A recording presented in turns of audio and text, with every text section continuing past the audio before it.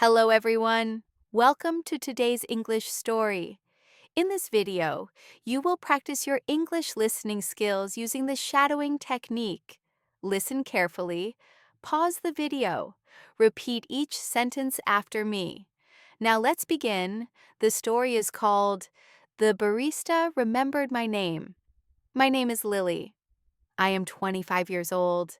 I work as a junior accountant in a small office. My job is quiet. My days are predictable. Every morning, I walk the same streets. I take the same bus. I stop at the same cafe. I don't go there to meet people. I go there to feel calm. The cafe is small and warm. Soft music plays in the background. The smell of coffee fills the air. I usually order the same thing: a medium latte, no sugar. Inciting incident. One Monday morning, I was standing in line like always. I was tired. I had not slept well. When it was my turn, I opened my mouth to speak. But before I could say anything, the barista looked at me and smiled. "Good morning, Lily," she said. I froze. For a second, I thought she was talking to someone else. I looked around. There was no one behind me. "Yes," I said softly. "That's your name, right?" she asked. "Lily?" "Yes," I replied. "It is." She smiled again. "I remembered," she said. "You come here almost every day." I nodded. I didn't know what to say. It was such a small thing, but it felt important. She handed me my coffee. "Medium latte, no sugar," she said. I paid and walked to my usual table near the window. I sat down slowly. I looked at the cup in my hands. My name. Someone knew my name. I realized something uncomfortable. At work, people called me, "Hey," or "Can you help with this?" On the bus, no one spoke. At home, it was quiet. And yet, here in this cafe, someone noticed me. I took a sip of my coffee. It tasted warmer than usual. The next day, I returned to the cafe again. This time, I felt different. When I walked in, the barista looked up. "Good morning, Lily," she said again. I smiled. "Good morning," I replied.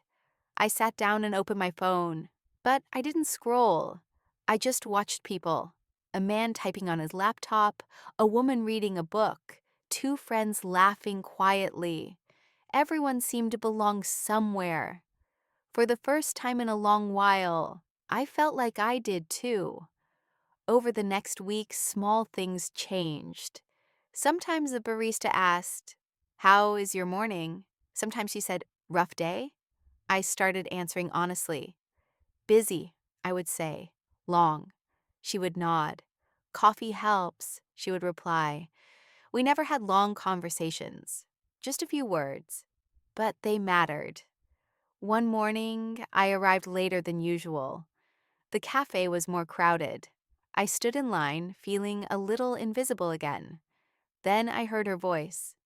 "Lily, I'll be with you in a moment." My chest felt warm. When it was my turn, she leaned closer. "You look tired today," she said gently. "I am," I admitted. She nodded. She didn't rush. She made my coffee carefully. When she gave it to me, she said something unexpected. "I'm glad you're here."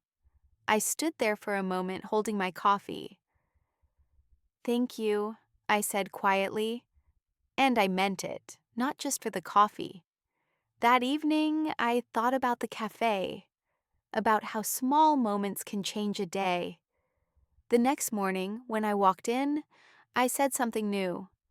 "Good morning," I said first. She smiled. Sometimes we think we are invisible, but being seen does not always require big words or actions. Sometimes it only takes someone remembering your name. Now listen to the story again. Pause after each sentence. Repeat using the shadowing technique. This will help you improve your English listening and speaking skills. Thank you for listening. Subscribe for more English stories.